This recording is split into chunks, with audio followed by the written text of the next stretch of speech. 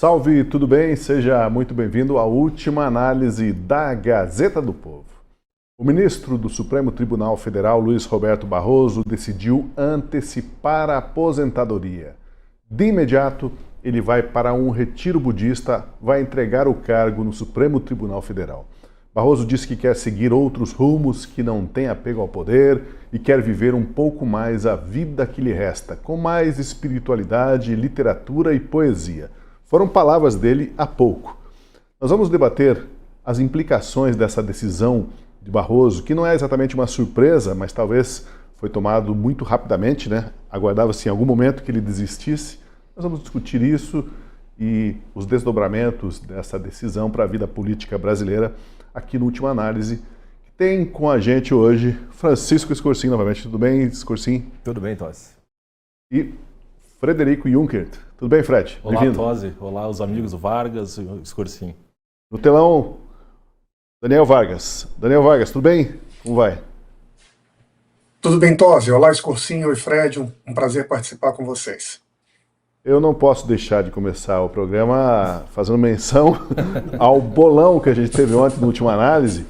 Eu provoquei os nossos comentaristas ontem, que eram o Escorsim, o Dallagnol e o Marcília, para um bolão. Quando o ministro Barroso iria anunciar a aposentadoria, se iria anunciar. Eles todos apostaram para dezembro, além o ano que vem, o início do ano que vem. Eu chutei que seria ainda este ano, pois não é que não deu nem 24 horas. Preciso passar a conta do bolão para vocês depois. O meu Pix pode ser, a gente se organiza. E passa os números da Mega também na próxima. Foi rápido, hein? Foi rápido. Olha, foi há pouco que o ministro Barroso anunciou a decisão de se aposentar, de antecipar a aposentadoria. Ele que ficou 12 anos no STF. Ele, ao discursar, falou sobre os sacrifícios e ônus da função que acabam se transferindo para os familiares e pessoas queridas que não têm responsabilidade pela atuação deles. Aqui até parece que ele fez uma menção direta ao filho, o diretor do BTG Pactual, que teve que desistir da vida nos Estados Unidos por causa da cassação dos vistos dos ministros e também dos parentes. A gente já vai abordar isso. Antes, vamos ouvir um trechinho do momento em que Barroso anunciou a decisão. Sinto que agora é hora de seguir outros rumos. Nem sequer os tenho bem definidos, mas não tenho qualquer apego ao poder e gostaria de viver um pouco mais da vida que me resta.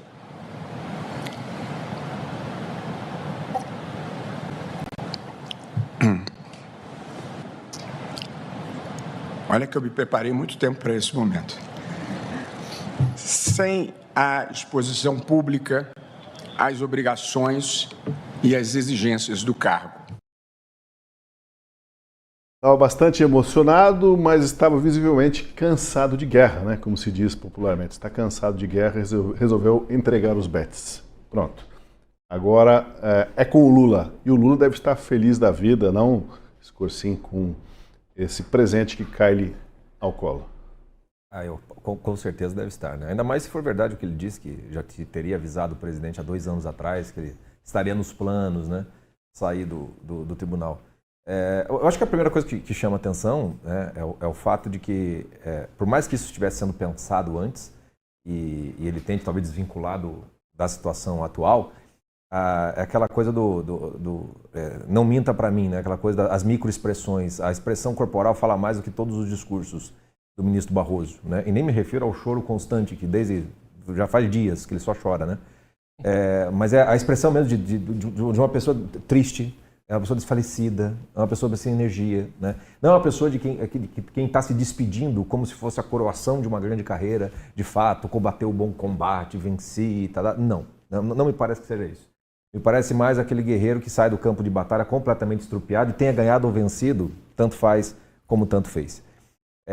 Ele dá a dimensão, né, do cargo, dos desafios e tudo mais. Eu tenho um palpite, ontem a gente estava conversando sobre isso, né? Eu tenho um palpite que uma das razões pelas quais ele sai, não é o que ele vai falar, obviamente falando, mas tem a ver também com o que o próprio Supremo Tribunal Federal fez e que ele precisa defender. E que eu acho que, no fundo, para quem conhece, o Fred também é do direito, quem conhece o Barroso, os discursos anteriores, a forma, por exemplo, como o Alexandre de Moraes se comporta, as coisas que ele faz, não tem como o Barroso achar que aquilo está 100%, se é que a história vai inocentar e vai dar o crédito para o Alexandre de Moraes. Não vai.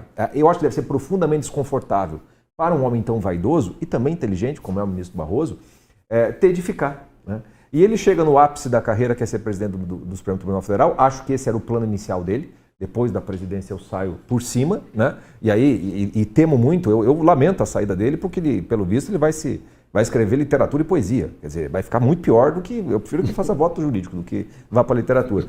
Mas enfim, ele queria sair por cima. E ele não parece que sai por cima. Muito pelo contrário, né? Muito pelo contrário. Ele sai talvez para tentar poupar os dedos, porque os anéis se foram, no final das contas.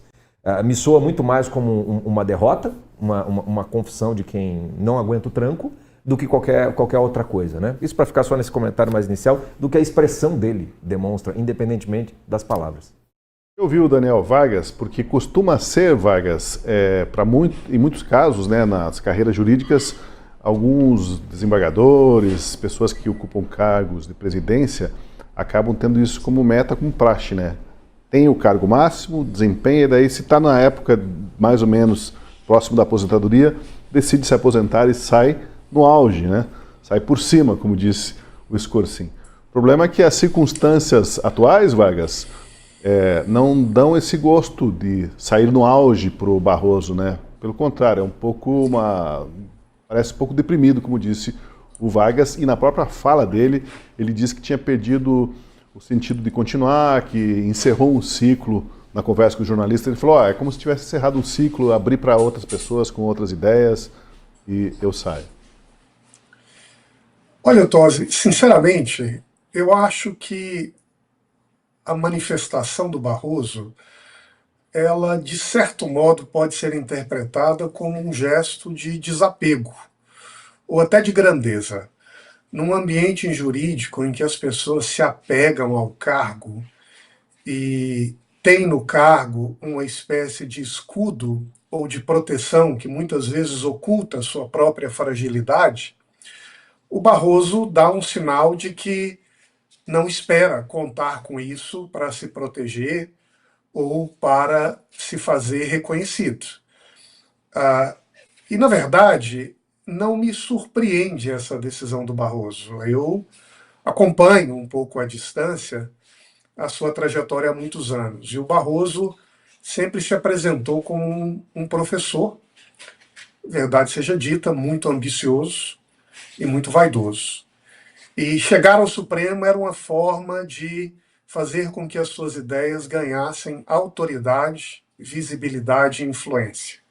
Ele chegou lá, a meu ver, ele era ou é, entre essa nova geração de juristas, o mais habilidoso e o mais intelectualmente versado, que melhor conhece a tradição jurídica que se desenvolveu ao longo dos últimos 50 anos, em particular nos Estados Unidos, nos últimos 30, uma espécie de liberalismo social pragmático. E ele trouxe essas ideias para o Brasil, primeiro como acadêmico e depois quis implementá-las no Supremo. Foi e é um progressista que acredita nessa visão de uma democracia social em um país que tem um histórico problemático, acreditava que o magistrado deveria ter esse papel de empurrar a história no sentido correto, e ao fazer isso servir como um mediador das transformações sociais. Ele chegou ao Supremo com a sua postura, o seu jeito, tentou avançar essas ideias, e a verdade é que o mundo mudou. O mundo mudou cada vez mais rejeitando esse consenso social liberal que o Barroso exprimia, mudou questionando cada vez mais o que parece ser uma mediação que muitas vezes revela um autoritarismo judicial disfarçado, e o mundo mudou por rejeitar, né, essa postura de uma espécie de gentleman que trabalha mediando nem lá nem cá, que passa a ser visto, de certo modo, com desconfiança e muitas vezes com falta de coerência ou de consistência no mundo contemporâneo. E isso fez com que o Barroso talvez entendesse que o ambiente em que ele vivia ou que ele esperava fazer das suas ideias prosperar já não existe mais. E a partir de agora são só custos sem benefícios. Junte-se a isso, eu diria, o aspecto familiar. O Barroso tem 2 filhos, em idade profissional delicada, e ele percebe também que a sua postura ela influencia não só a sua vida, como dos filhos. O Barroso é um homem de patrimônio, de posses, adora viajar, estudar, e vai passear o mundo, dar cursos em universidades progressistas, aproveitar a vida que lhe resta com uma jovem namorada, e é isso que eu creio que ele fez. Juncker. O Chico estava falando, até estava me lembrando do Barroso poeta, né, que ele falou que vai fazer poesia. Eu lembrei de um poema enquanto estava o Chico falando do Fernando Pessoa, né, que foi: o Barroso é um grande fingidor, finge tão completamente que chega a fingir que é dor, a dor que devera sente. Porque o grau aí de... Ele é um ator canastrão, no fundo. E acho que essa decisão dele de se aposentar e antecipar a aposentadoria, ele que teria mais 8 anos à frente do tribunal, passa por um conjunto de razões. A primeira, acho que é uma questão mesmo da vaidade dele, de passar pela presidência do tribunal e depois voltar para a planície, de ser mais um apenas entre os 11. Para um homem com o grau de vaidade do Barroso, isso soa como uma diminuição de status que não me parece que ele voltar. E é engraçado que ele próprio reclamou numa entrevista recente sobre a questão da exposição pública dos ministros do Supremo, no momento mesmo que ele estava se expondo numa entrevista falando e pontificando sobre assuntos que são próprios da arena política e não da arena jurisdicional, ainda mais numa corte constitucional. Mas a segunda razão, eu acho que envolve uma questão, obviamente, desse aumento da tensão entre Brasil e Estados Unidos em decorrência da atuação do próprio Supremo, em que tivemos um dos ministros sancionados pelo governo americano, nos termos da lei Magnitsky, e o Barroso, que tem mais conexões, como bem lembrado pelo Vargas, nos Estados Unidos, estudou em Yale, professor visitante em Harvard, apartamento de 22 milhões de reais em Miami, filho morando, diretor do BTG Pactual, morando em Miami. Então, ele, de todos os integrantes do Supremo, é o que mais sente e sentiria na própria pele o custo pessoal das decisões políticas desastradas do Supremo nos últimos tempos. Então, me parece que essas são as duas razões principais. E ali uma terceira razão que eu elencaria, mas aí de um ponto de vista de política judiciária, o Barroso é um homem, até por ser muito conectado aos Estados Unidos, e nos Estados Unidos tem uma questão muito grande hoje quando se discute uma politização do judiciário, a preocupação de se colocar integrantes na Suprema Corte que depois fiquem 30, 40 anos para criar uma nova direção do Estado. Esse é um debate muito presente nos Estados Unidos, e eu colocaria um marco ali, principalmente depois da indicação. O Robert Bork, que era um grande conservador e jornalista, conseguiram barrar a indicação dele. O Clarence Thomas entrou na Suprema Corte, hoje é o decano da Suprema Corte Americana, e conseguiu imprimir, junto com o Scalia, uma nova corrente de interpretação nos Estados Unidos. E o Barroso tem uma preocupação seguinte: olha, se eu me aposentar daqui a 4, 5, 6 anos, pode ser que não seja o Lula. Eu preciso garantir um novo juiz progressista dentro dessa linha da própria do neoconstitucionalismo que ele representa do ponto de vista teórico do direito constitucional. Então ele também pensa nessa questão de preciso manter meu legado, já antecipando minha aposentadoria para garantir que o Lula indique também um juiz com um perfil próximo ao meu e de preferência um juiz jovem que depois fica aí mais 30, 40 anos à frente do Supremo. Então acho que eu elencaria essas 3 razões principais que com certeza levaram o Barroso a tomar essa decisão de antecipar a aposentadoria, tendo esse leque aí, tanto a questão pessoal, uma questão de vaidade e essa questão, como ele é um homem, de fato ele é um intelectual, um jurista, tem uma produção acadêmica, é muito preocupado inclusive, e é o grande representante dessa corrente de interpretação da Constituição que levou inclusive a esse protagonismo do judiciário no Brasil. E, inclusive, para os nossos espectadores, até queria indicar um pequeno artigo, se as pessoas quiserem entender o que é essa corrente que o Barroso defende, do Humberto Ávila, chama Entre a Ciência do Direito e o Direito da Ciência, o Neoconstitucionalismo, em que o professor Humberto Ávila, que para mim é um dos mais brilhantes juristas brasileiros, foi o direito tributário da USP, ele mostra o quanto essa corrente de interpretação é antidemocrática e, nesse sentido, até anticonstitucional, inconstitucional, porque ela viola os fundamentos da Constituição, no caso do Brasil, do Estado Democrático de Direito, ao dar um protagonismo para os juízes que se substituem ao legislador e começam a ditar as regras da vida na sociedade. Então, me parece que o Barroso, dentro dessa vaidade, inclusive intelectual, tem essa preocupação de que o próprio Lula indique alguém que se filie a essa mesma corrente de pensamento dele, para que ele, né, mesmo fora da corte, consiga ainda manter uma influência sobre, como ele gosta de dizer, empurrando a história brasileira. Que é a mesma linha do Fachin, né? Perfeito. Ele e o Fachin pensam da mesma maneira. Pois é, a mesma linha do Fachin não seria também a mesma linha do Gilmar Mendes? Sabe por quê? Morreu um jurista alemão nessa semana, Gilmar Mendes fez uma postagem e ele homenageou esse jurista, e justamente porque esse jurista, o Peter, como é que fala o seu nome? Haberle, exatamente. O Haberle, ele é um dos grandes constitucionalistas contemporâneos por sua proposta de uma sociedade aberta de intérpretes da Constituição, que rompe com interpretações rígidas ou formalistas. Sociedade aberta de intérprete da Constituição. Tudo que os ministros mais fazem, esse que nós citamos, Barroso, Gilmar, o próprio Fachin, o Alexandre de Moraes, é uma Constituição como se fosse um livro aberto, um romance, cada um enxerga a história que bem entende ali, né, Vargas? Esse é um bom ponto, Tosi, que eu acho que muitas vezes a gente deixa passar batido quando a gente está interpretando o que está acontecendo no Brasil. E falar do Barroso é uma maneira de enxergar essa realidade talvez com mais clareza. Eu tendo a enxergar a história da tradição jurídica ao longo do último século como uma história que pode ser entendida em dois grandes momentos, digamos assim. Existe uma tradição que muitas vezes a gente chama de direito clássico, que enxergava o direito como um sistema lógico de conceitos fechados.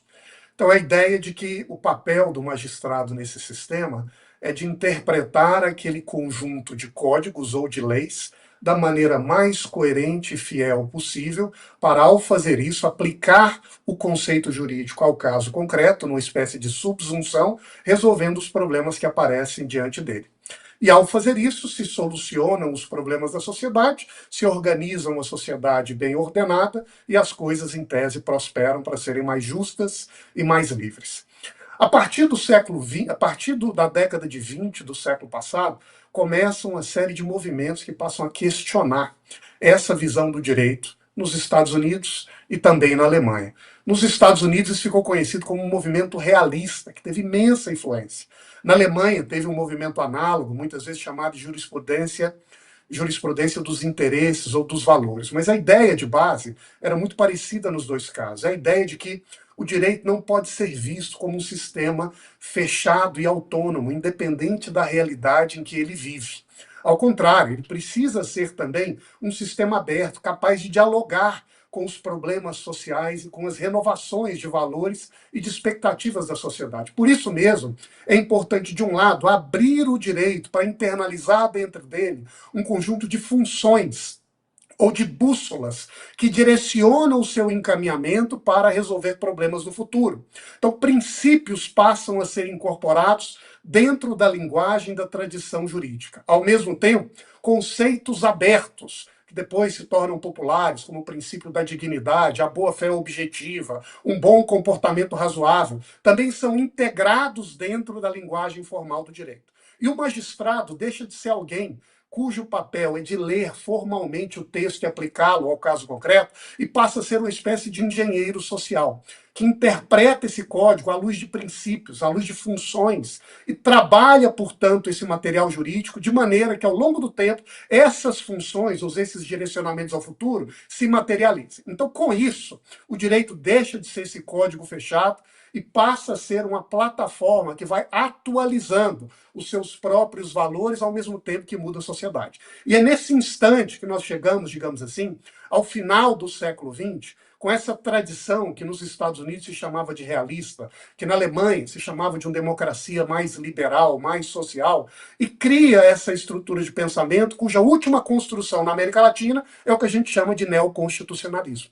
E o Barroso bebe dessa tradição, desse progressismo, que vai evoluindo em etapas na Europa de uma maneira, nos Estados Unidos de outra, traz parte dessas ideias para tentar reinterpretar a tradição jurídica brasileira e cria, a partir de 1988, uma espécie de dicotomia. Ou seja, existe antes de 88 um direito legalista, autoritário, vinculado com o regime militar, existe agora um novo da Constituição de 88, carregada de princípios, de promessas de transformação, aberto ao mundo, cuja função do judiciário e do jurista agora é de interpretá-la de maneira a encaminhar a sua realização ao longo do tempo. Então, o jurista, nesse constitucionalismo social, ou no neoconstitucionalismo do Barroso, é uma espécie de agente contra os códigos, que tem o papel de atuar para amadurecer esses códigos, para infiltrá-los com valores, para torná-los mais democráticos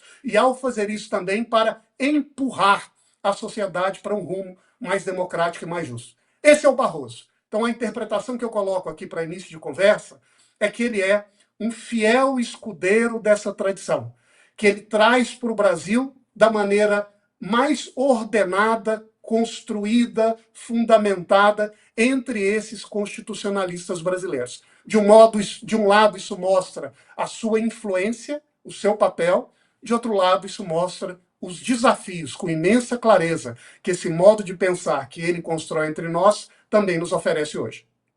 É curioso, né, imaginar como arrogam para si o papel de iluministas, ou papel messiânico de salvar uma nação, de reinterpretar os seus códigos, né, de relativizar muita coisa. A gente está vendo no que deu esses últimos anos, que os brasileiros agora não sabem direito mais o que é o direito, né, porque está escrito na lei de uma forma, mas vem ali um juízo, uma sentença ou um acórdão e interpreta de maneira totalmente contrária ao que está escrito. Mas o que está escrito pode ser relativizado, não imaginava que é tal ponto, né? Mas a gente vai falar mais do Barroso. Deixa só colocar a seguinte questão: rei morto, rei posto, né? Já começa, com certeza, esse rito para decidir. O Lula vai decidir quem ele vai colocar. Bem, o Lula já colocou ali o advogado pessoal dele, já colocou o advogado do sindicato, já colocou, que mais? Um ex-ministro. Agora, das relações pessoais aí, né? Vai colocar quem? Um sindicalista. O irmão ele não pode pôr, né? Porque o irmão, tudo bem, o irmão está lá no sindicato, no Sindinap, a gente vai falar dele. Mas ele não pode colocar um parente, obviamente. Mas entre os nomes cotados, a gente tem quem? Correndo como favorito aí, um dos favoritos, o ex-presidente do Senado. Tem o Bessias e tem o Pacheco, né? O Pacheco, Rodrigo Pacheco, Bruno Dantas, do Tribunal de Contas, Messias, advogado-geral da União, são esses três os mais cotados. Vocês veem alguns outros nomes aí, enfim. O Lula, de qualquer forma, vai aproveitar para colocar ali, provavelmente, alguém jovem. Ele quer comandar o país além túmulo, né?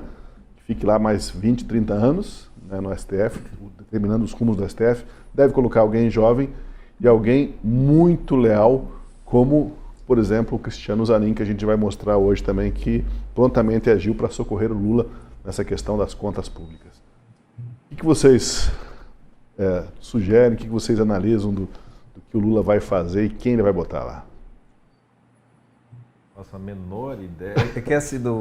Qual é o menos pior? Você quer que eu faça minha aposta de novo? Eu ia sugerir isso. Vamos fazer um bolão? Eu jogo todas as minhas fichas no Rodrigo Pacheco, porque o Pacheco agradou demais o governo Lula, né? O tempo todo eu estou achando que ele enfileirou para essa posição. Mas ao mesmo tempo, a escolha pelo Zanin e pelo Dino, nesse Lula mais à esquerda que ele é hoje, faz com que as escolhas dele sejam de mais confiança pessoal dele, né? E o Rodrigo Pacheco é um sujeito que surgiu meio que do nada, né? Chegou senador pelas vias da direita, é bom lembrar, né? Se elegeu nas costas do Bolsonaro, foi de fato, entregou tudo que pediu, que tem esse sonho, né? Ele quer fazer um novo Código Civil, quer chegar no Supremo Tribunal Federal, e do lado dele tem o Bessias, né? Que desde a época da Dilma é também um sujeito de extrema confiança. Se eu fosse apostar minhas fichas nessas opções que se tem aí, eu ficaria com a possibilidade mais do Messias do que do Rodrigo Pacheco. Que é o cara que levava o bilhete, né? O mensageiro. Do áudio, né? O famoso áudio lá que foi liberado. Vou mandar o Messias aí para pegar a tua assinatura, etc. e tal. Agora, o que eu acho, assim, independentemente de quem seja escolhido, né? Eu acho que, pelo andar da carruagem, independentemente da recuperação em pesquisas do Lula, e daí a esquerda toda confiante que ela vai conseguir reeleger o Lula com facilidade, etc. e tal, ainda a probabilidade é muito maior de que na próxima legislatura, a legislatura do Senado, e também da Câmara permaneça muito mais difícil para um eventual quarto governo Lula do que parece. Então, o que eu acho que talvez o que possa acontecer, a minha aposta, independente da pessoa, é mudanças consideráveis na forma de se estruturar o Supremo Tribunal Federal. Eu acho que vai passar a PEC colocando mandato, eu acho que vai talvez ter talvez até uma diminuição do tempo, né, de idade para se permanecer, porque está se colocando muitos jovens que vão ficar muito tempo lá. Então eu acho que, se duvidar, vai ter impeachment também nesse meio do processo. Então a escolha seria pelo Messias, Rodrigo Pacheco, seja lá quem for, ela vai ser meio que 6 por meia dúzia. Qualquer um que ele seja, acho que vai ser mais ou menos a mesma coisa. Mas eu tendo a achar que ele vai escolher pela relação mais pessoal com o Messias. Mas eu acho que o mais importante é o que pode vir a acontecer com o STF como um todo, a partir de 2027, que pode fazer uma mudança mais considerável ainda do que a tática do Barroso de sair para tentar botar um e garantir ficar mais tempo, possa funcionar. Então, enfim, para votar eu vou do Messias. Eu acho que acompanho o relator aqui nessa votação. Vai perder pro Tosi, então. Mas considerando, acho que um fator assim, Lula 3 é o Lula escolado em função de tudo que ocorreu durante a Operação Lava Jato. Essa questão da indicação dos ministros do Supremo sempre foi uma questão muito discutida internamente no PT. O próprio José Dirceu discutiu isso muito depois da própria questão do julgamento do Mensalão. Houve indicações que o Lula fez até mais à esquerda do espectro político-ideológico, o caso do Eros Grau, cito aqui um exemplo, era professor de Direito Econômico da USP, marxista de formação, e a esquerda nunca o perdoou depois que ele deu um voto pela recepção da Lei da Anistia de 1979 na DPF 153. Depois tem a questão mesmo se a gente for se lembrar do Fux, que hoje, né, fez aquele voto no julgamento do Bolsonaro, o Fux foi quando foi ser indicado, ele teve uma conversa com José Dirceu e disse que mataria o julgamento do Mensalão no peito. Depois foi lá e condenou os réus do Mensalão. Nunca foi perdoado pelo PT por isso também. O Toffoli também, quando morreu o neto do Lula. Quando morreu o neto do Lula, deu aquela fama. Então eu acho que nesse sentido, inclusive por essa percepção e por essa experiência ao longo do tempo, parece que é muito maior tendência deles indicarem alguém 100% alinhado, de confiança pessoal do presidente. E o Jorge Messias parece que, ao longo do tempo, ele que era uma figura desconhecida, até que surgiram aqueles famosos áudios do Messias leva o papel para, né, a Dilma ligando para o Lula, e ele cresceu dentro do petismo, tanto assim que hoje ele é o maior defensor do Lula, tanto dos próprios ministros do Supremo Tribunal Federal, assim que ele assume a AGU, cria dentro da AGU um órgão de censura, a Procuradoria de Defesa da Democracia, que não é nada mais do que um órgão de censura dentro da AGU, dentro do Poder Executivo. Então, me parece, até por essa folha de realizações dele ao longo desse terceiro mandato do Lula, é o nome mais forte. Mas também não se pode descartar o Pacheco pela questão, acho que, dessa atuação dele à frente do Senado, ele que segurou a bronca do STF ali com a própria questão do impeachment de ministros. O próprio Barroso, o próprio Bolsonaro apresentou, que as pessoas se esquecem, mas o Bolsonaro chegou a apresentar o pedido de impeachment do Barroso, quando presidente da República. E o Pacheco, então, também é uma pessoa, e aí eu acho que vai depender muito também até do arranjo para 2026. Há uma construção, as pessoas se esquecem, quem ajudou a construir a chapa Lula-Alckmin foi o Alexandre de Moraes, junto com o Chalita. Foi secretário de Educação lá do governo Alckmin nos anos 2010, depois virou sócio do Alexandre de Moraes no escritório de advocacia. Eles, querendo se unir todos, os tucanos e os petistas, para vencer o bolsonarismo, como o próprio Barroso falou, derrotamos o bolsonarismo. Um ministro do Supremo, no caso o Alexandre de Moraes, ajudou a construir. A ida, porque como o Alexandre de Moraes era o melhor amigo do Chalita, um dos melhores amigos, o Chalita era ligado ao PSB. Eles trabalham a saída do Alckmin do PSDB para o PSB e a construção dele como candidato a vice-presidente. Então, a depender da coalizão de forças que eles precisem para 26, não sei se vão manter o Alckmin ou não como candidato a vice, eu acho que essa cadeira do Supremo também pode entrar nesse balcão de negociações, porque o Pacheco me parece mais ligado ali às criaturas do pântano de Brasília, mais da centro-esquerda, por assim dizer, e o próprio Bruno Dantas, que também era um servidor de carreira do Congresso Nacional, muito ligado ao Renan Calheiros, cresceu ali dentro do jogo político e ganhou de presente a cadeira de ministro do TCU. E tanto assim que dentro do TCU depois ele começou a tomar uma série de ações contra a Lava Jato.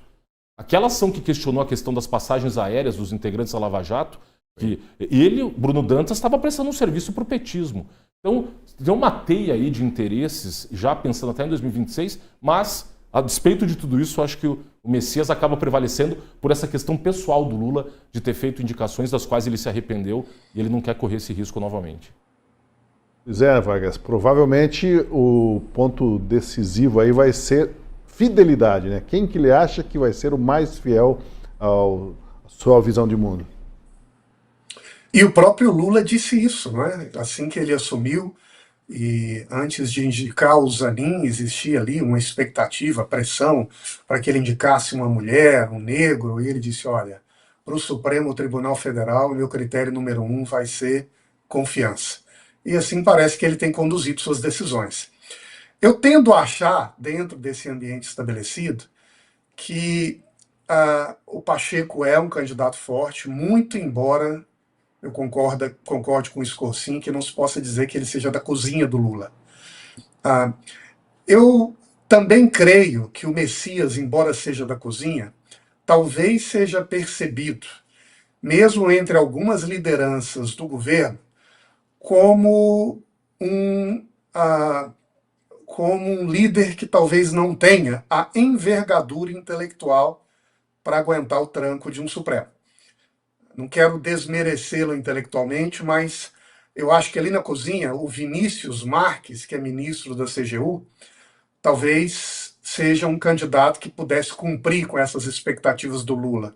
Alguém de confiança, muito alinhado, que trabalha há muitos anos com o PT, professor da Universidade de São Paulo. Talvez seja um candidato que entre nesse bolão aí também. Pois olha, vamos agora ouvir mais um trechinho da despedida do Barroso. Nessa homenagem final, na despedida dele, ele fez uma homenagem final ao ministro Alexandre de Moraes. Barroso disse ser solidário aos custos pessoais do ministro e disse ainda que a história um dia vai fazer os devidos reparos à reputação de Moraes. Ministro Alexandre de Moraes, eu e todos nós somos testemunhas da sua dedicação ao trabalho, ao país e à causa da proteção das instituições. E somos solidários com os preços pessoais elevados que está tendo que pagar e que um dia a história haverá de reconhecer e reparar. Faltou ele dizer assim, tão doído quando a perda do meu visto deve ser essa lei Magnitsky, ministro Alexandre. Eu me solidarizo. Né? Porque ele falou de custos pessoais, já tinha afirmado antes o custo pessoal da família, dizendo que é muito pesado, que não tem nada a ver com as atividades deles, acabam pagando. E agora homenageou também o Alexandre de Moraes pelos custos que está pagando. Custos e pagamento de alguma coisa. Está pagando por alguma coisa também que fez, né, Scorsin? Não está pagando de graça. Não, e tem... você vê, para mim, a expressão corporal do Barroso denuncia os pontos mais delicados ali e é onde eu acho que está mais a verdade do que da saída dele, né? Até, como o Vargas disse, né? Existe um elemento mesmo de desapego ao cargo. Eu acredito nisso, mas ao mesmo tempo eu acho que muito mais forte do que o desapego ao cargo tem um cálculo de que o apego ao cargo pode levar a uma Magnitsky no próprio Barroso. E ele, como bem disse o Fred, é o que mais tem a perder, é o que mais vai ter a família atingida, vai complicar imensamente essa possibilidade de viajar ao mundo e fazer poesias e literaturas, enfim. Então eu não sei também o quanto não é um cálculo para deixa eu me aposentar para ver se eu saio da mira, ver se já não basta para o pessoal não me colocar nenhuma Magnitsky em cima.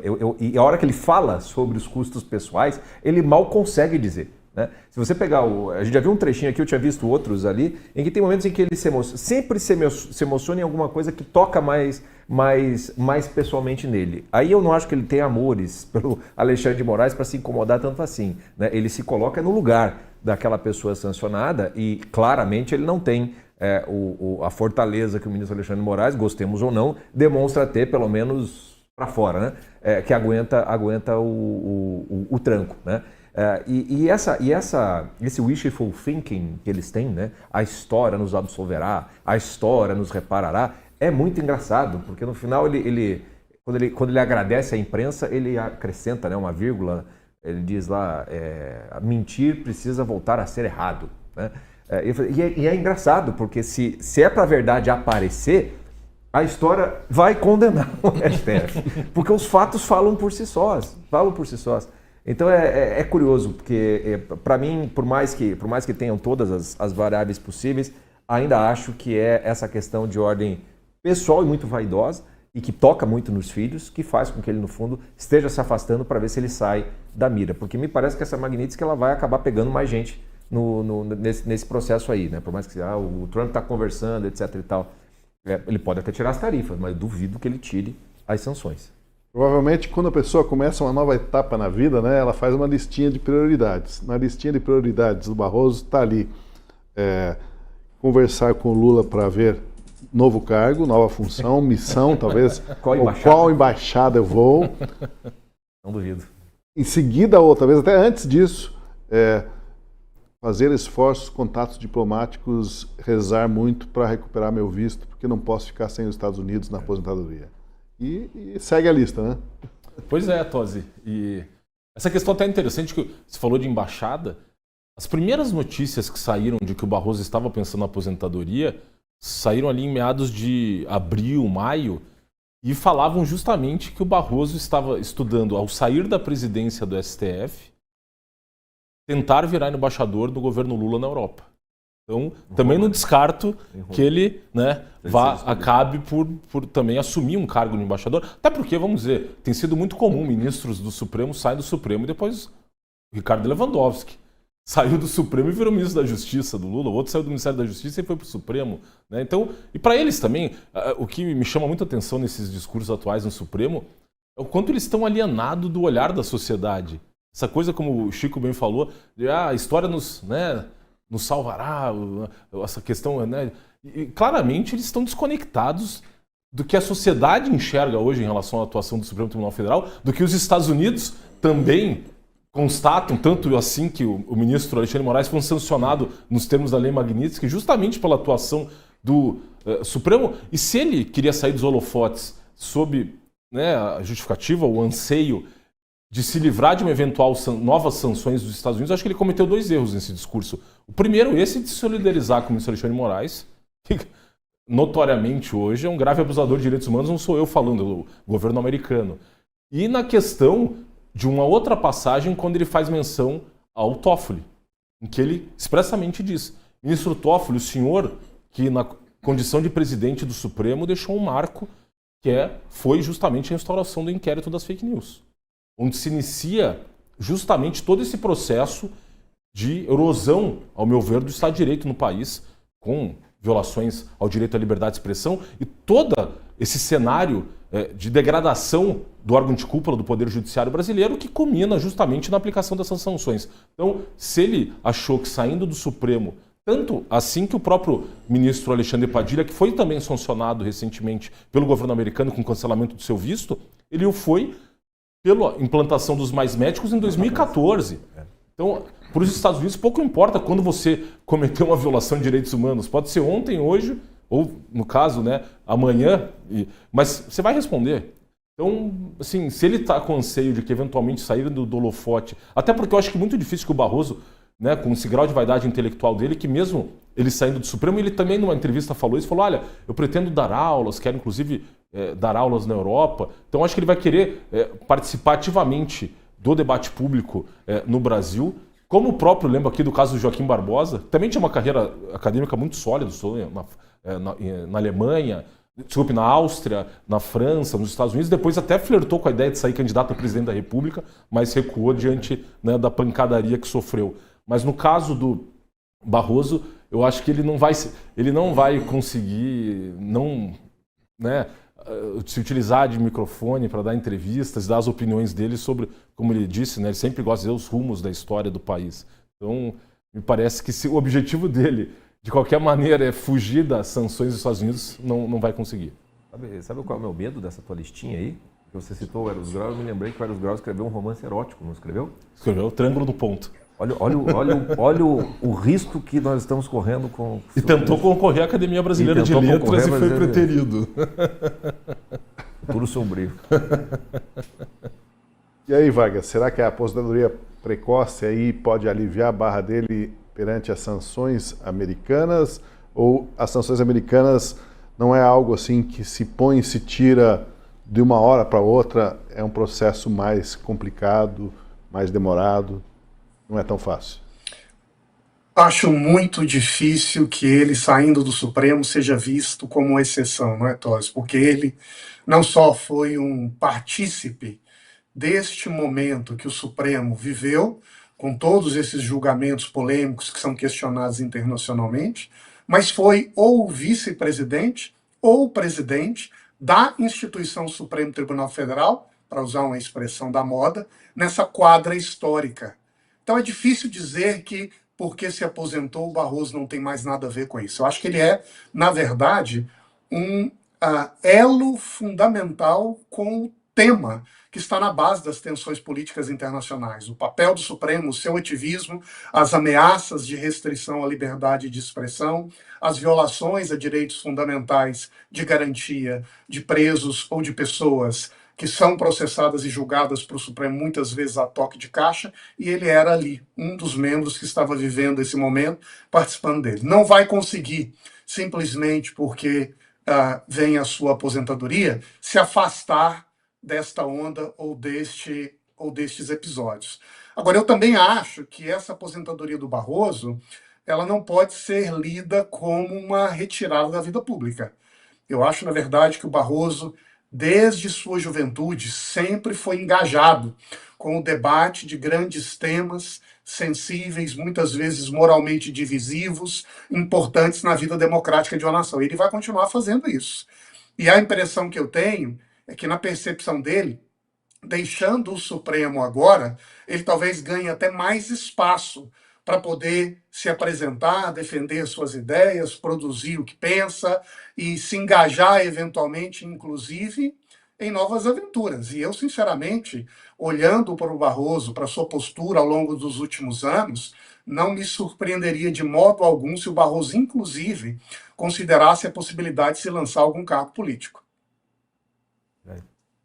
É ver para crer, né?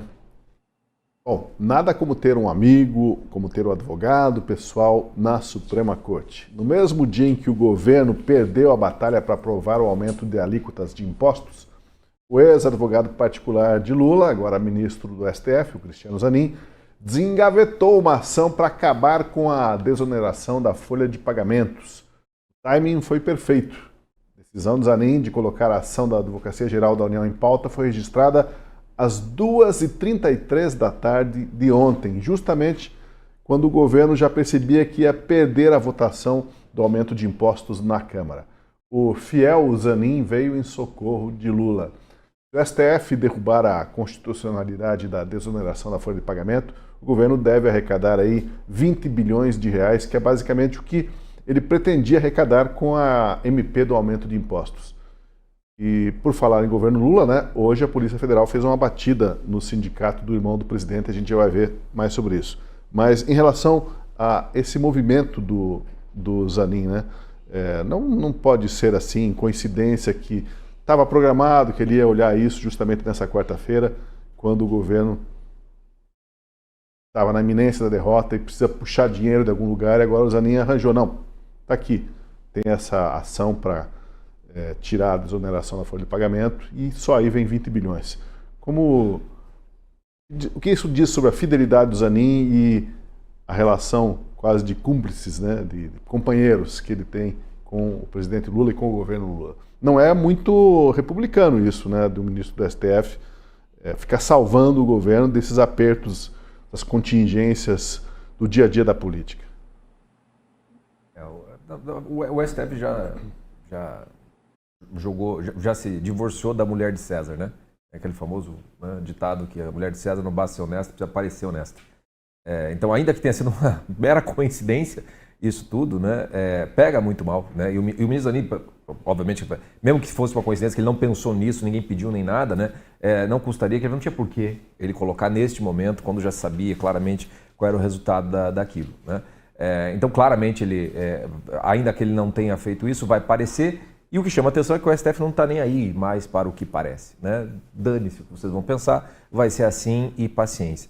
O que eu acho que talvez valha a pena lembrar um pouco dessa ação é que esse é um problema que, se a gente for voltar no tempo, quando foi instaurada essa desoneração, foi lá em 2011.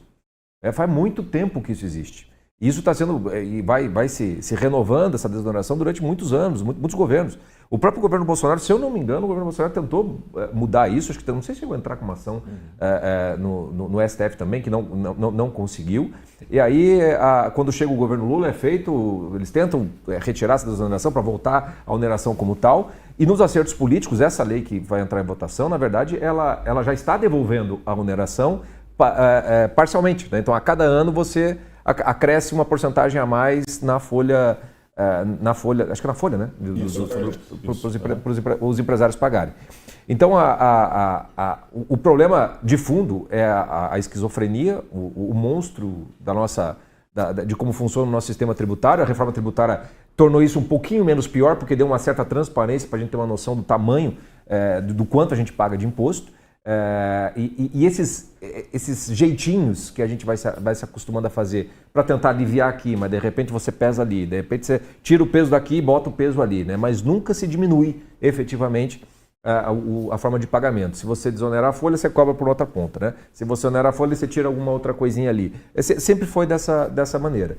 Eu só não sei o quanto essas coisas vão render ao governo aquilo que o governo espera, porque até pode entrar dinheiro no primeiro momento, mas você botar uma folha, voltar 20% em cima da folha salarial, é pedir para você aumentar desemprego, é pedir para você não ter mais investimento, é pedir para a economia dê uma freada considerável, e é exatamente isso que o governo não quer e não pode ter para o ano que vem. Então, por mais que a sanha de fechar as contas seja uma necessidade, né, por este caminho que o ministro Zanin está colocando, talvez isso seja mais prejudicial para o governo do que manter do jeito que está. Enfim, né, as formas que o governo pode até porque o IOF foi liberado pelo Alexandre de Moraes, que eles podem aumentar quanto eles quiserem via decreto, talvez tenha outras formas que esse dinheiro possa entrar de uma maneira mais rápida e talvez menos onerosa para o próprio governo. Porque isso vai chegar no bolso do trabalhador, vai ter gente perdendo emprego porque não vai dar para manter 4 funcionários, porque vai ser 20% em cima de cada um, vamos ter que diminuir um para poder dar conta de pagar esse aumento, né? Acho difícil que isso não caia na conta do governo, né? Isso faz lembrar aquelas duas palavrinhas, né, de segurança jurídica no Brasil, né? Que segurança jurídica que tem no país que a cada circunstância adversa o governo propõe, não, vamos mudar, vamos tirar essa desoneração, não vamos onerar, vamos mudar o sistema de cobrança, vamos aumentar a alíquota. Tudo tão móvel, conforme as conveniências, né? Tem a gavetinha mágica lá agora no Supremo Tribunal de algum ministro aliado que socorre na hora da dificuldade, Fred. Pois é, eu acho primeiro uma questão, né, que é a situação fiscal do Brasil. Esse é um problema que já vem se arrastando há muito tempo. Você vê que no governo do PT, obviamente, esse problema só piora, os gastos públicos crescendo absurdamente sem a contrapartida das receitas. Eles primeiro tomaram aquela medida desesperada de tentar aumentar o IOF.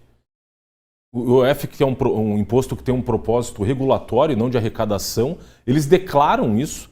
O Congresso vai dentro das suas prerrogativas constitucionais, derruba o aumento do IOF, e aí quem socorre o governo?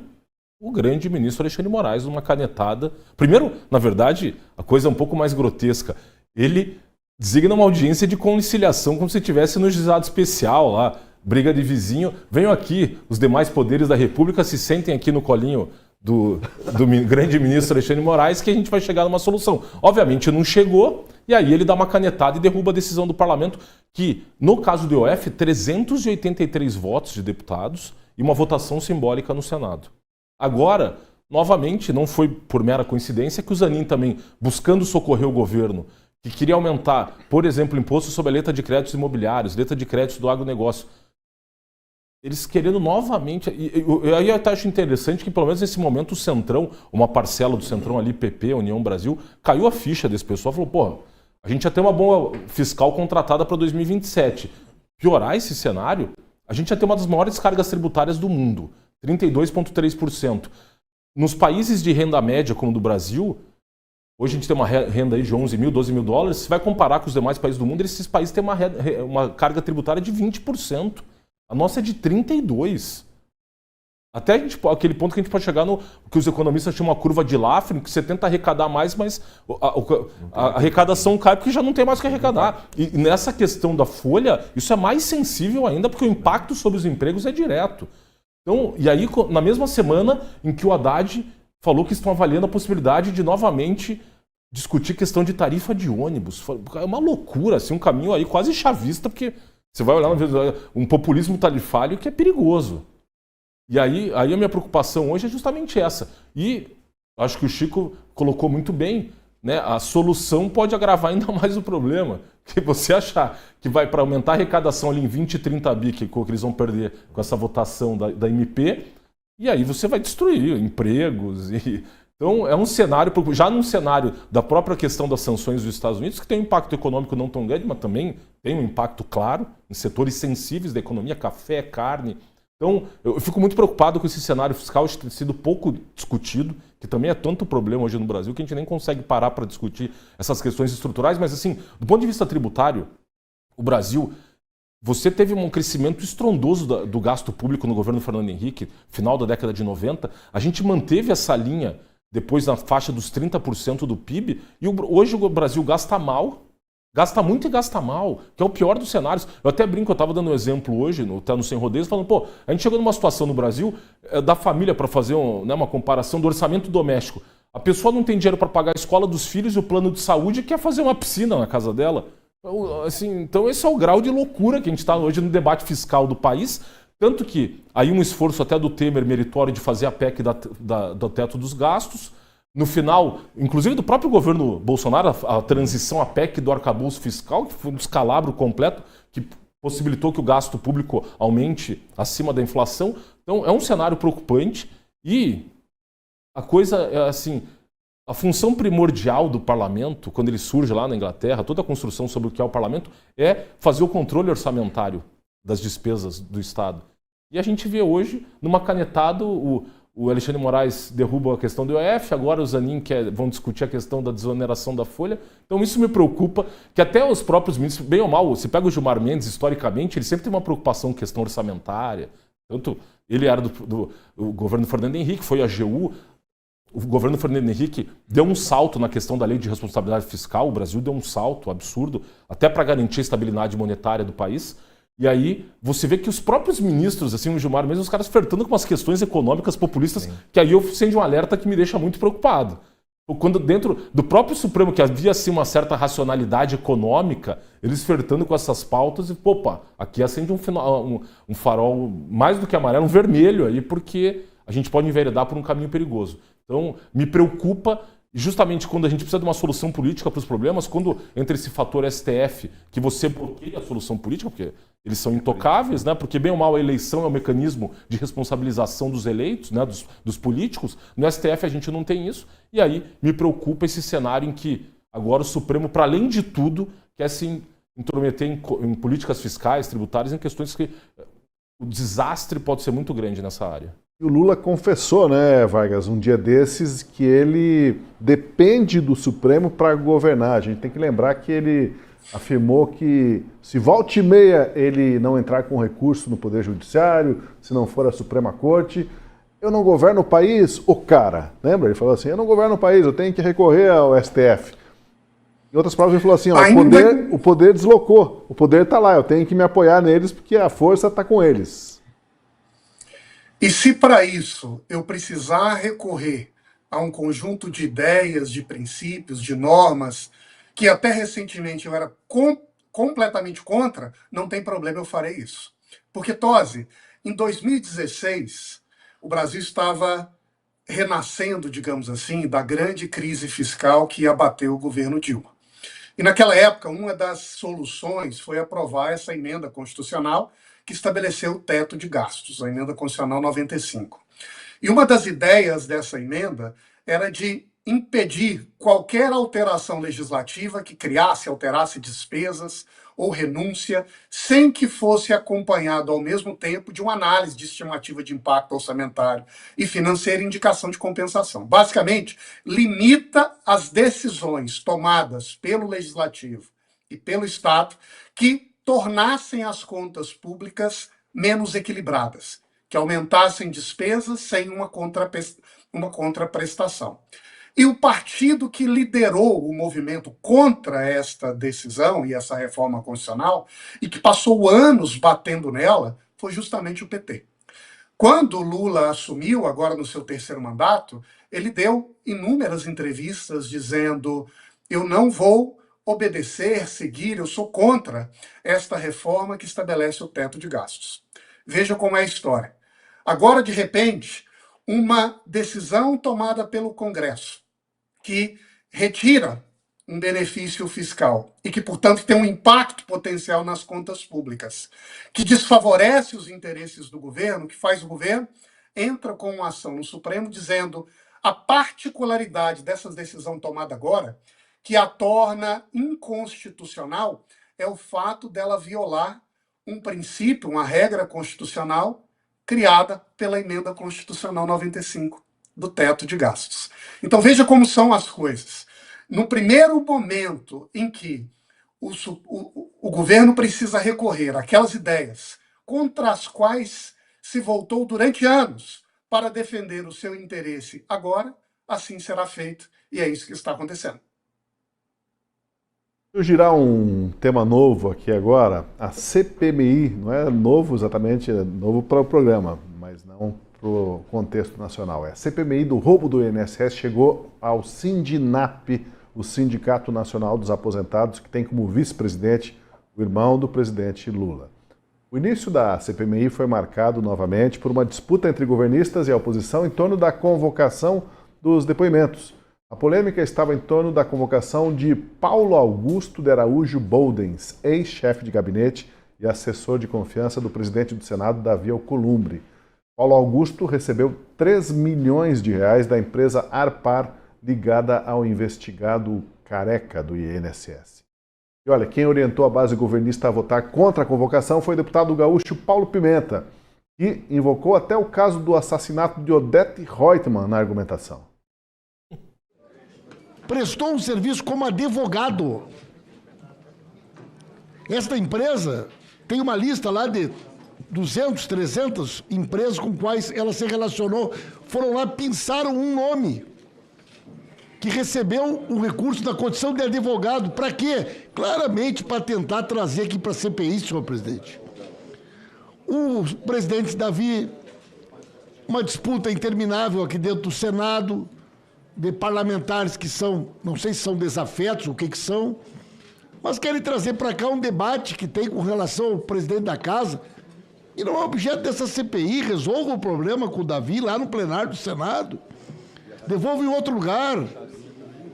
Ah, esse cara foi acusado não sei qual ano de praticar tal delito. Isso tem a ver com INSS? Isso tem a ver com desconto associativo do INSS? Presidente, não tem como falar sem enxergar o senhor, dá um bloqueio. Pois não. Porque do jeito que a coisa está, presidente, e o tipo de requerimento que essa turma está apresentando aqui para que a gente não chegue nos bandidos, daqui a pouco um deles vai apresentar aqui um requerimento para a gente abrir uma investigação para saber quem é que matou Odete Reutemann, porque só falta isso. Só falta... O Bolsonaro não foi porque não pode sair de casa, então o Bolsonaro não. O único que não é suspeito de ter matado Odete Reutemann é o Bolsonaro, porque não pode sair de casa. O resto todo mundo pode ser. Quem contrapôs a fala de Pimenta foi o deputado federal Carlos Jordi, do Rio de Janeiro. Ele sublinhou que seria fundamental o ex-chefe de gabinete de Alcolumbre comparecer para explicar como que ganhou tanto dinheiro do Careca do INSS. Ouvi aqui uma montanha de absurdos. Ouvi aqui o senador, aliás, o deputado que me antecedeu, dizendo que nós estamos fazendo aqui exercício de retórica para fugir da investigação da fraude do INSS, falando que isso é disputa política, fazendo brincadeirinha. Quem mandou matar Odete Reutemann? Esse é o nível desse pessoal, é assim que eles enxergam essa CPMI. Não estão querendo investigar. Desde o início da CPMI, nós estamos vendo esse grupo tentando fazer narrativa e blindagem, que é isso que vai acontecer se esse requerimento não for aprovado. Nós não estamos diante aqui de um peixe pequeno. Aliás, é um peixe médio, mas ele pertence a um peixe muito grande. Nós estamos aqui diante de um cidadão, Paulo Augusto de Araújo Boldens, que era chefe de gabinete de Davi Alcolumbre, que é o presidente do Senado, presidente do Congresso Nacional. E esse cidadão, vale destacar que quando teve aquela denúncia de rachadinha de 2 milhões no gabinete de Alcolumbre, ele matou no peito e disse: Alcolumbre, eu não sabia de nada, é tudo comigo. E aí Alcolumbre exonerou o cara. E aí o que aconteceu? Ele foi exonerado? Não, mas ele caiu pra cima. Agora é consultor político no Senado ganhando 31 mil reais. Mas vamos aqui aos fatos. Senhores, silêncio, por favor. Vamos aos fatos. Esse camarada recebeu 3 milhões de reais de uma empresa chamada Arpar. A Arpar recebeu 50 milhões do careca do INSS. No mínimo isso é suspeito.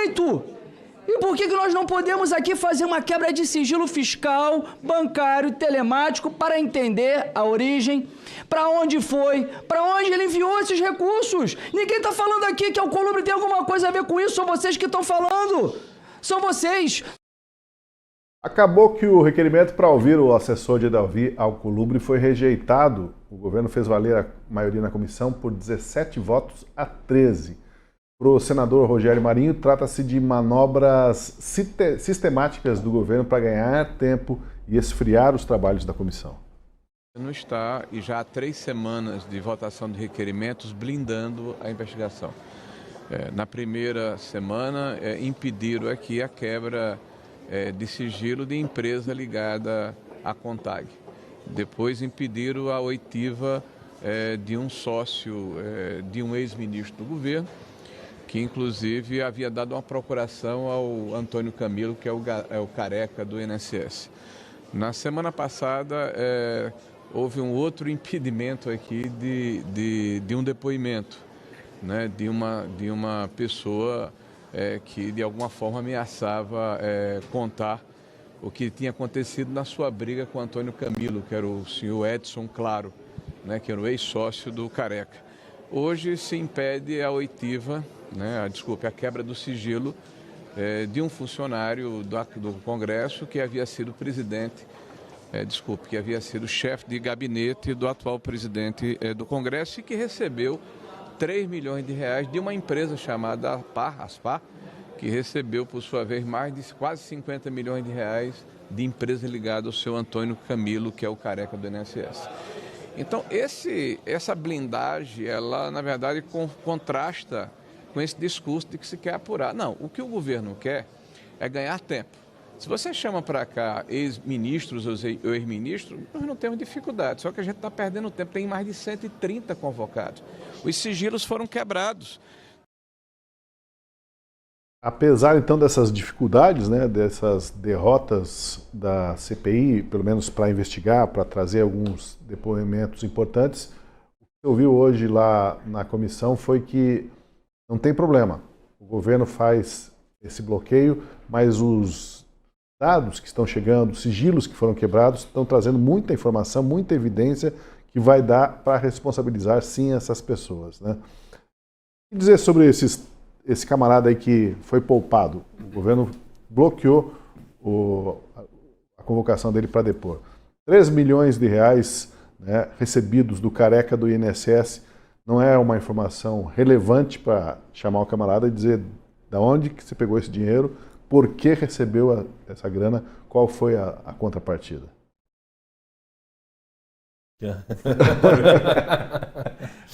Vou lembrar o nome, né? Uma comissão parlamentar de inquérito, né? Ela está aí para investigar. Então, aquilo que o deputado Jordi fala no final da sua fala, quer dizer, tem alguma coisa suspeita aqui, né? Isso não é ainda uma acusação ou uma condenação. E numa fase de investigação, né, é estranho que você não queira investigar. Então não importa quem seja, se é oposição, se é situação, se você não quer investigar, né, se você não quer, ainda mais algo que é suspeito, quer dizer, tem algo que tá mal contado, pelo menos aí, que a própria pessoa, inclusive, poderia resolver, fazer, não, eu recebi de tal serviço por tal coisa, tem a nota aqui, tenho aqui, abro o meu sigilo bancário, como, aliás, várias pessoas fizeram isso em várias CPIs, justamente para tentar como um meio de defesa. Mas o que se vê muito claramente é isso, quer dizer, não se quer investigar tudo aquilo que é suspeito e que faz parte do objeto da CPI. Esse é o fato, né? Aí entra-se naquela dimensão de que uma CPI, apesar de ser uma CPI de inquérito, de investigação, ela é uma CPI política, né? A CPI sempre foi um jogo político. E o jogo político depende muito de como você consegue colar o discurso para fora, né? Para o eleitor, para quem acompanha e através também da própria imprensa. Então, quer dizer, como vai parecer isso? Quer dizer, os governistas estão querendo, não, vamos focar só no problema, vocês estão só querendo criar furdúncio, é só isso? Ou vai colar a coisa assim, ó, vocês estão protegendo quem roubou dos aposentados?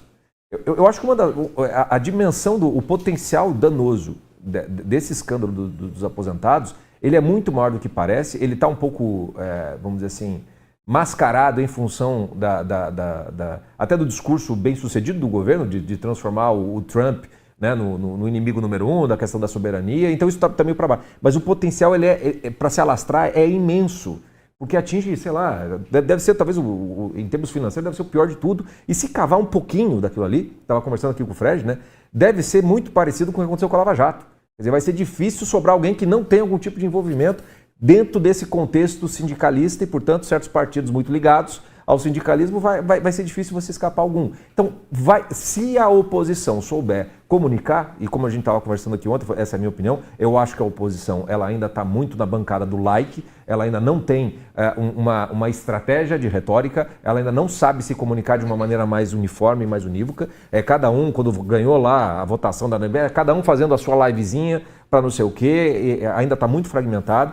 Então, se souber comunicar isso, né, e ficar cada vez mais claro que a situação está protegendo algo porque está evitando a investigação, o dano deve ser, talvez, eleitoral, pode ter um potencial muito maior do que esse. Essa é a dimensão política. E nessa dimensão política vai depender do quanto essa CPMI ela vai ganhar os holofotes, as primeiras páginas, né? E tenho a impressão que isso começa a acontecer justamente porque, bom, o julgamento do Bolsonaro acabou entre aspas, mas já não é todo dia uma novidade, você já não tem muito mais coisas acontecendo, né? E de repente você vai ter que, bom, qual é o escândalo da vez, né? Porque, né, a gente sabe que a imprensa é igual piranha em rio, né? Onde é que está sangrando, né? Para nós irmos ali. E não tem como a imprensa esconder algo que é da magnitude que o roubo, né, do INSS causou. Eu espero que, como a gente já conversou aqui antes, eu espero que exista também uma estratégia, e eu confio um ex-promotor de justiça, né, o relator, que a estratégia não só de fazer os espetáculos ali com os depoimentos, mas da quebra dos sigilos, de fazer os rastreamentos, né, para onde foi o dinheiro, possa levar a algo que independa dessas convocações das pessoas falarem ou não, né? Mas se conseguir chegar perto o suficiente para se ter um material razoável, seja para uma denúncia, né?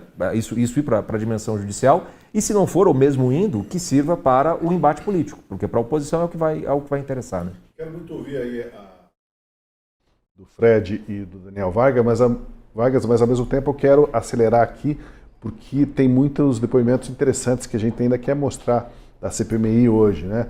Porque faz lembrar aquele meme, aquela filmagem doméstica que uma mãe chega, tem aí nas redes sociais, chega com a criança toda suja, né, de chocolate, por tudo, na roupa, no rosto, quase nos olhos, e a mãe fala, quem comeu o biscoito que estava aqui? Quem comeu o biscoito de chocolate? A criança, não fui eu não.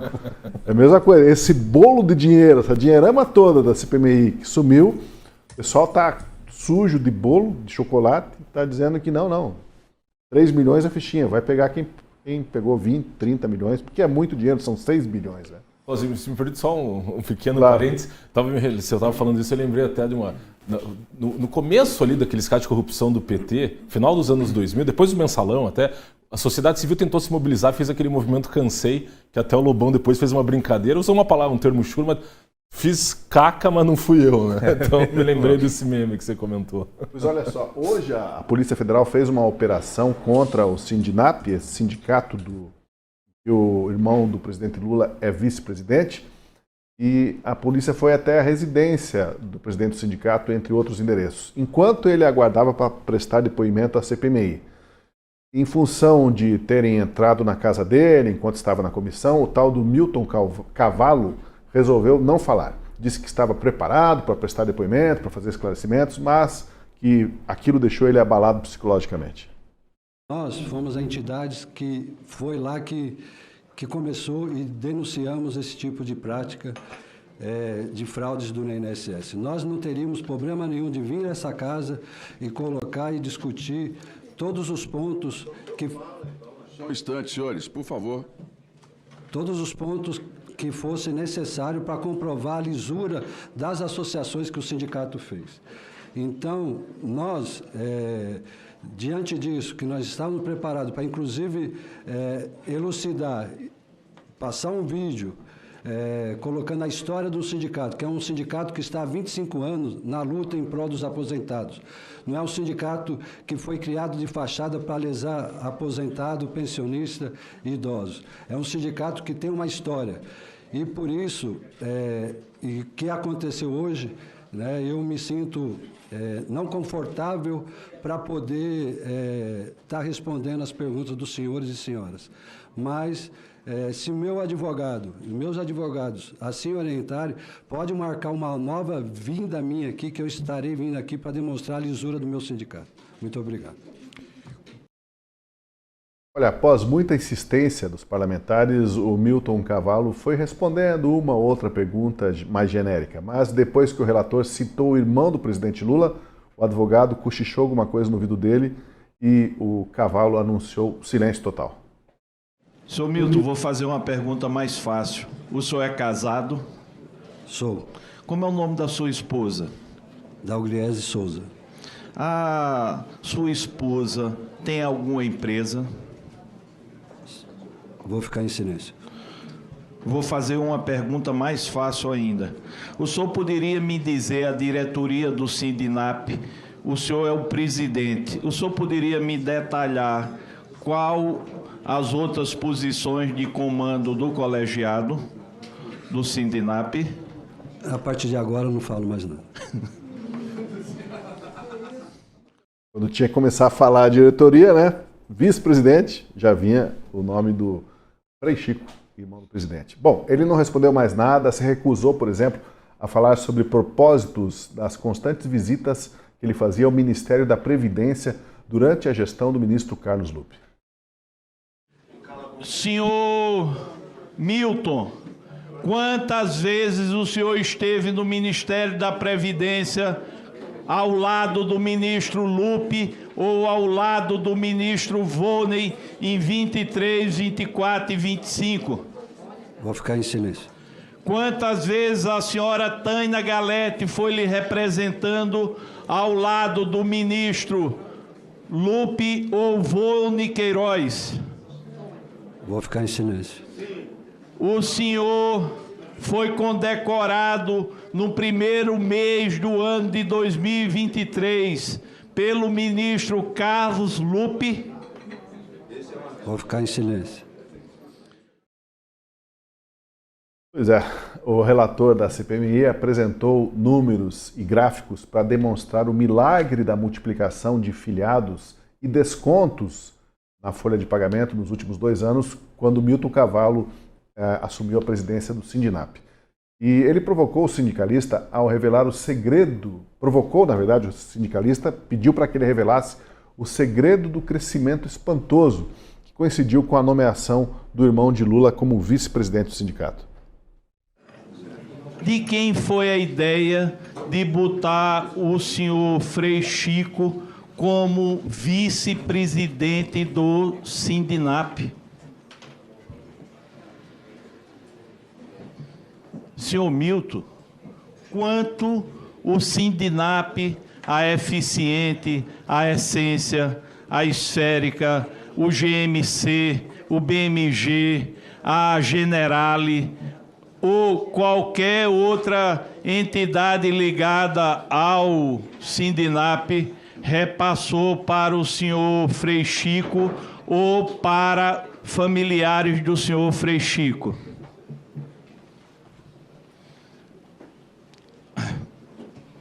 Olha,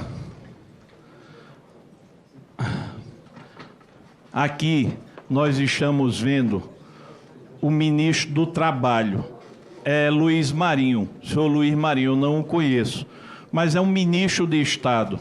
Aqui ao lado está o senhor e ao outro lado está o irmão do presidente da República. Eu gostaria de saber do senhor o irmão do presidente da República abre portas de ministérios para o senhor com o Sindinap?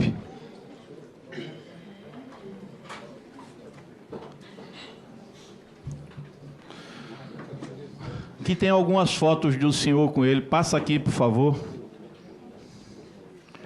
Aqui nós temos o ministro Alexandre Padilha, hoje da Saúde, antes das relações institucionais. Mais uma vez eu pergunto ao senhor, o senhor é o presidente, o senhor é a autoridade máxima, mas quem está ao lado do ministro é o irmão do presidente. Eu pergunto ao senhor, as portas dos ministérios e da República foram abertas para o Sindinap porque o senhor está usando o irmão do presidente da República, Frei Chico? Como sempre, ele segurou, já fazia um bom tempo que ele não falava mais nada. Nem no começo ele estava respondendo assim, me recuso a falar, vou exercer meu direito de ficar em silêncio. Depois ele falou, nem isso vou dizer mais, vou só fechar a boca aqui. Bom, agora, por fim, uma revelação grave durante esta CPMI. A legislação brasileira veda que organizações da sociedade civil, como sindicatos, participem de parcerias com o poder público caso algum dirigente seja parente de pessoas em cargo no governo. O Sindinap fraudou a lei e escondeu a nomeação do Frei Chico, o irmão de Lula, como vice-presidente, e fez acordos de cooperação técnica com o Ministério da Previdência. Não podia isso, né? Vamos ver. Olha o que a CGU disse. Ao apresentar a declaração inverídica com o intuito de atender aos requisitos legais para a celebração de parcerias com a administração pública, o Sindinap não apenas violou disposições expressas, como também comprometeu de forma grave a lisura do processo de análise e habilitação institucional. Sabe quem disse? CGU. Isso foi no relatório da CGU, naquelas análises 24 ou 25. O que eu quero dizer aos senhores é que um sindicato que recebeu 600 milhões de reais, atuando ilegalmente, botou o irmão do presidente da República como vice, mentindo e cometendo o crime. E qual é o resultado? Para resultar a CT, abrindo porta de ministério. E qual é o problema? O problema é que o crime continua. Esse é o problema nessa república, o crime continua. Quero ouvir o Daniel Vargas sobre o que a gente ouviu, uma bateria de melhores momentos ou piores momentos da CPMI em função da recusa do depoente em falar e das revelações ali, né, de que realmente tem muita coisa errada, inclusive essa violação da legislação ao se permitir que o vice-presidente do sindicato seja irmão do presidente da República e faça parcerias com o governo, inclusive recebendo aí os descontos dos aposentados e pensionistas. Tosi, eu creio que há 3 interpretações possíveis sobre o que está acontecendo com a cobertura pública das notícias da CPMI. A primeira hipótese é de que ainda não há fatos, indícios de problema. O dinheiro não sumiu, não há relações que parecem claramente violar as obrigações legais, não há pessoas que nos últimos anos acumularam um patrimônio imenso, transferências de recursos multimilionários, não parece que essa hipótese se sustenta. Tem outras 2. Uma delas é, talvez a gente ainda não tenha tido tempo na atuação da CPMI para colocar esses fatos de uma maneira pública que seja tão convincente que se tornem uma prioridade no noticiário nacional. Talvez porque nós estejamos vivendo um momento que há outros assuntos que são um pouco mais atraentes para a imprensa convencional, a briga do tarifaço do Trump, contaminação de metanol em São Paulo e em outras regiões, o debate sobre a adultização e a sexualização das crianças, se a COP30 vai ter hotel para estrangeiro ou não vai. Talvez. Mas também não me parece que isso é suficiente para explicar como os fatos graves dessa CPMI não estejam sendo tratados não é nem como prioridade, nem nas margens do noticiário da grande imprensa nacional. Então, me parece que há uma terceira hipótese que mereceria ser melhor considerada. Há um receio ou há um bloqueio do noticiário tradicional para cobrir esse tema.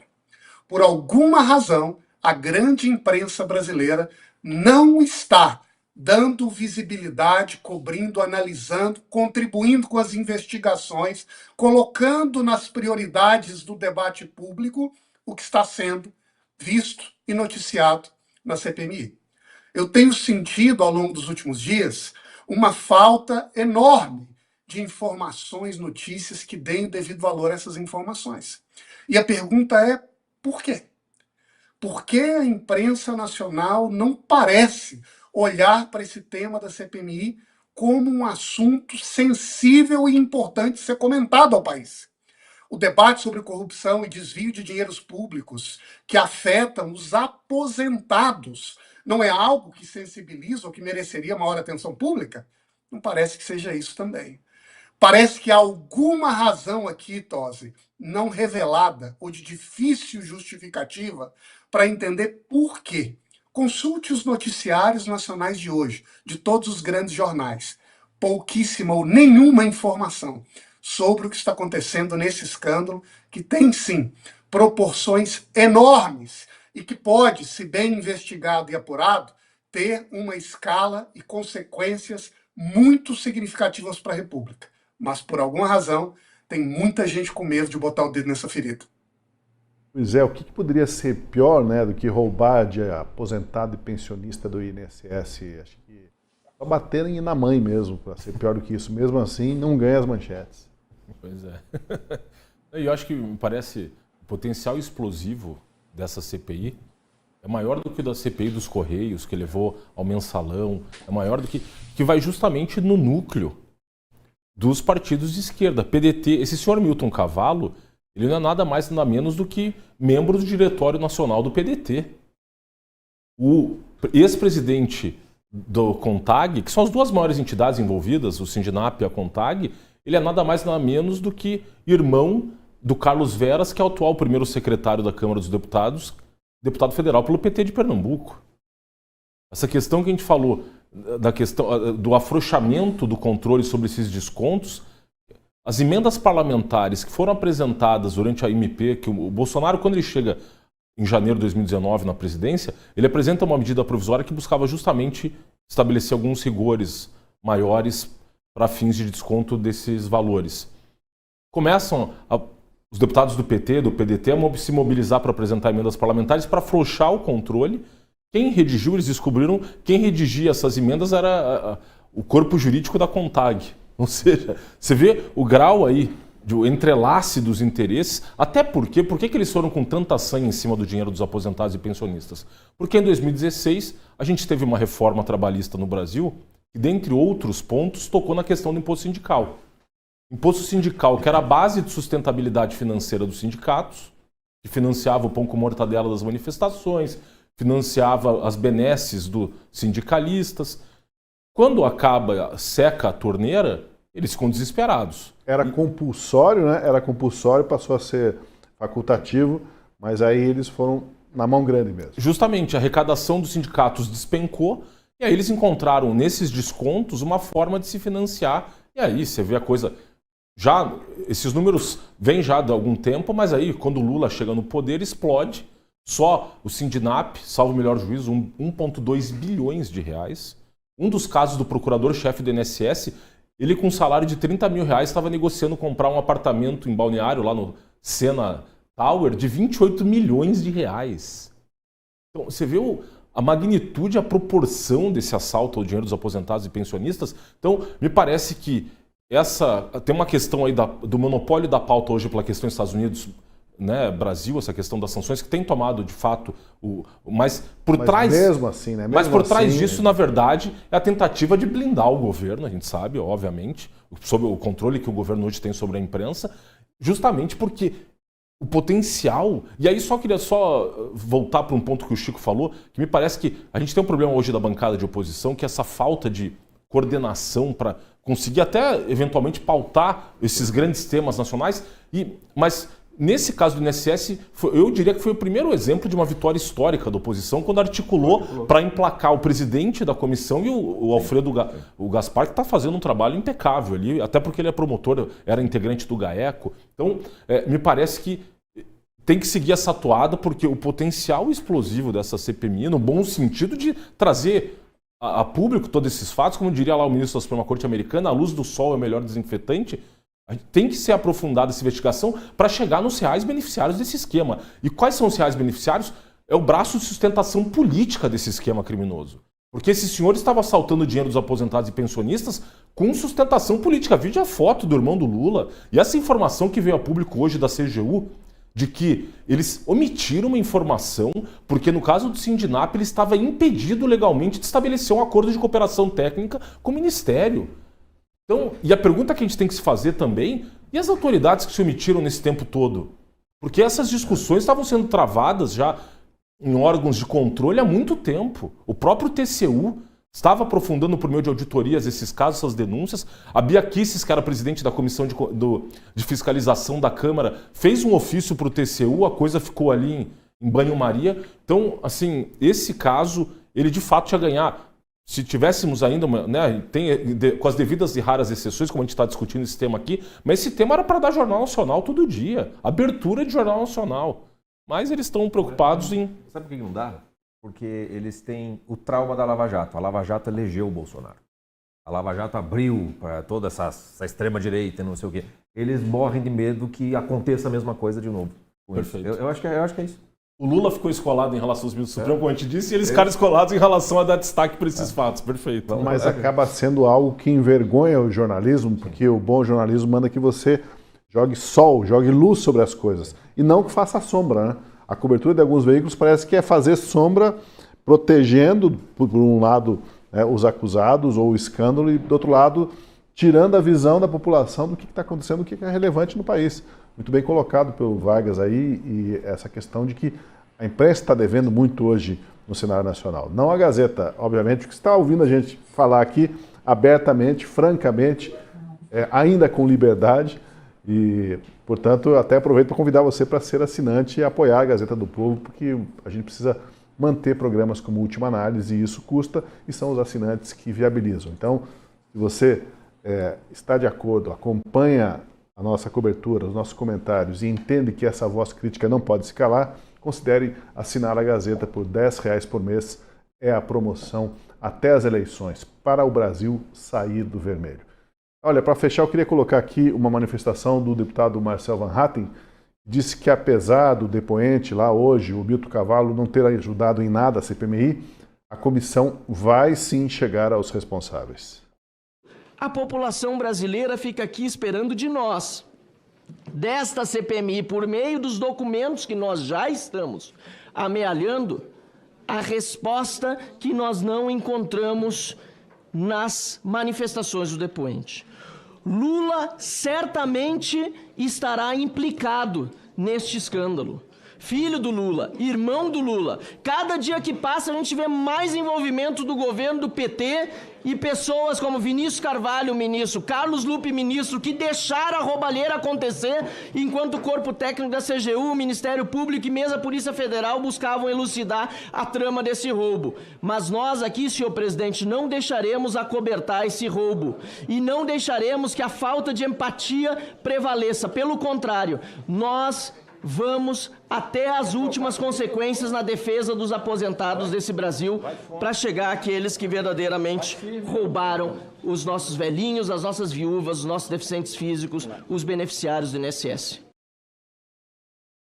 Um ponto-chave para que realmente a CPMI cumpra o seu papel e revele as coisas como um filme, né? Está abrindo um filme, que para quem tinha rolo de filme, conheceu os rolos de filme antigamente, um filme ali você levava para a exposição mediante a luz e alguns produtos químicos e revelava uma foto. A foto era às vezes borrada, você não sabia nunca se a foto estava boa, né? Só depois de revelar o filme.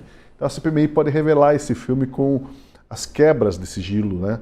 Sigilo bancário, sigilo fiscal, ver para onde foi o dinheiro, como foi distribuído essa dinheirama do careca do INSS e do outros. esse farto material vai dar algum mapa para a CPMI e vai trazer documentos incriminadores, né? Parece ser fato isso. Apesar de a Polícia Federal estar fazendo a sua própria investigação, a CPMI e os parlamentares já falaram, a gente está descobrindo muita coisa vem à tona. Ainda vem à tona, Fred. Só esse documento aí fraudar o documento para poder conseguir já seria suficiente para ser o batom no colarinho, né? O batom na cueca. Talvez precise de algo mais estrondoso para ficar inviável de não se falar a respeito disso, né? E assim, é um rastilhozinho de pólvora. Na hora que tiver uma coisa que não tenha mais como não noticiar e não dar o devido peso, não tem mais como segurar, porque aí vai ser muito parecido com o que foi com a Lava Jato, né? Você veja, o Lula só não virou ministro da Dilma por conta dessa dimensão de tornar as coisas todas públicas. Eu espero que o Van Hatten costuma falar muito bem, costuma ser uma pessoa, um bom deputado. O Rogério Marinho já deu várias provas, quer dizer, tem pessoas que têm essa competência para fazer as coisas caminharem muito bem. Talvez seja só uma questão de tempo para que, compilando todas essas informações, esses dados, isso venha a público de uma maneira que não tenha mais como se fingir que não está nada acontecendo, né? Apesar da maioria governista na comissão, né? Essa maioria, inclusive, deve bloquear a convocação do vice-presidente do sindicato, irmão do presidente Lula. Essa convocação não deve passar, se eles não deixaram convocar um bagrinho menor, quanto mais esse peixe grande aí, que vão colocar em votação semana que vem a convocação, mas é improvável que passe na comissão, porque apesar de ter o presidente e o relator de oposição, críticos e ativos para investigar isso, tem uma maioria governista ali que está para colocar panos quentes, Fred. Não, pois é, e até estava lembrando disso. A primeira notícia que eu vi quando saiu dessa operação sem desconto, em abril desse ano, ela me chamou a atenção, porque logo que saíram as primeiras notícias, um grande escândalo, roubo do dinheiro dos aposentados e pensionistas. Eu vi que a imprensa fez questão e falou um fato que parecia uma coisa lateral, mas ela vai para o núcleo do que a gente está discutindo aqui. Falando que o ministro Ricardo Lewandowski tinha se encontrado com Lula às 6 horas da manhã para informá-lo sobre a existência dessa operação. Eu fiquei perguntando, todo dia tem operação da Polícia Federal. Qual o interesse do ministro da Justiça nesse caso? Aí você passa uns dias e fala, o Sindinap está envolvido. Aí passa uns dias, o vice-presidente do Sinap é o irmão do Lula. Aí a coisa começa a se fechar, né? Aí o presidente do sindicato tal é afiliado ao PT, o outro é do PDT. Então, me parece que essa questão, até para retomar um pouco do tema da imprensa, essa é uma tentativa já por parte do governo de controlar os danos, porque eles sabem o potencial danoso dessas investigações.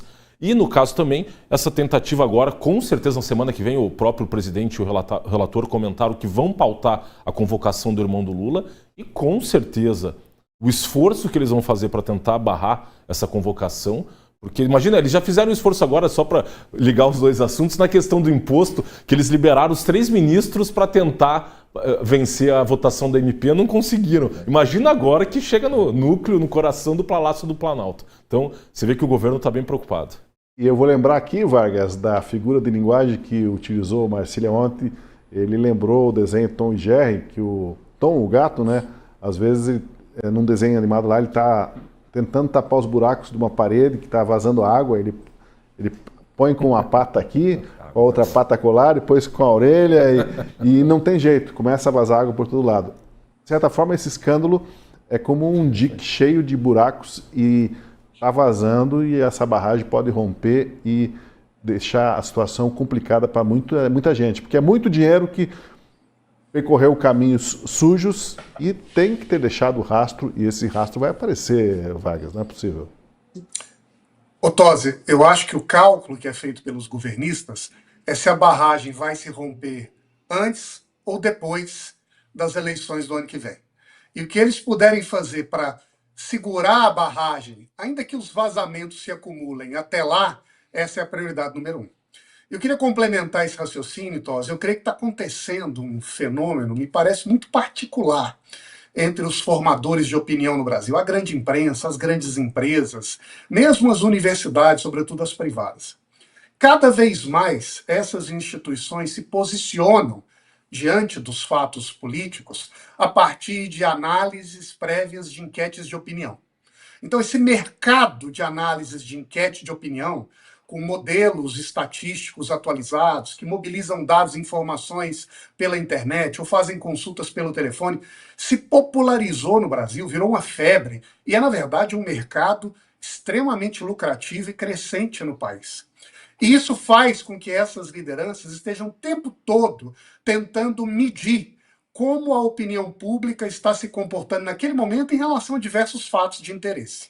E o que tem acontecido nos últimos meses, ou parece que é o que tem acontecido, sobretudo pela indicação desses analistas de opinião, que erram com grande frequência, mas que têm influência no Brasil, é que eles mostram uma espécie de respiro da popularidade do presidente Lula ao longo das últimas semanas. Isso faz com que essa grande imprensa, esse empresariado e as próprias lideranças do governo ganhem, digamos assim, uma expectativa de que vão conseguir empurrar o problema para o futuro, de que podem tentar tapar um ou outro buraco, ainda que continue vazando água. Voltou o teu sinal, a gente tinha perdido o teu sinal.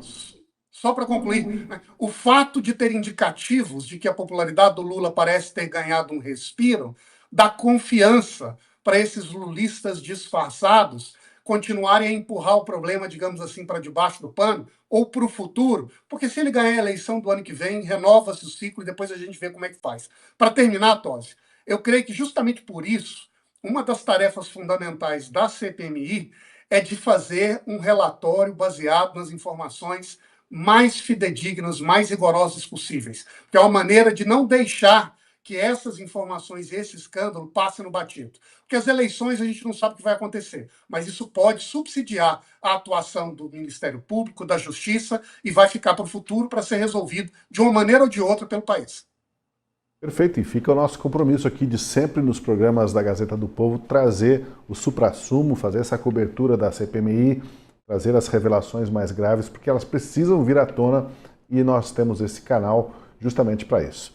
Bom, muito obrigado, Vargas, mais uma vez pela conversa, foi um prazer. Obrigado, Francisco Corsim, Fred Junkert, também até uma próxima vez, próximo encontro.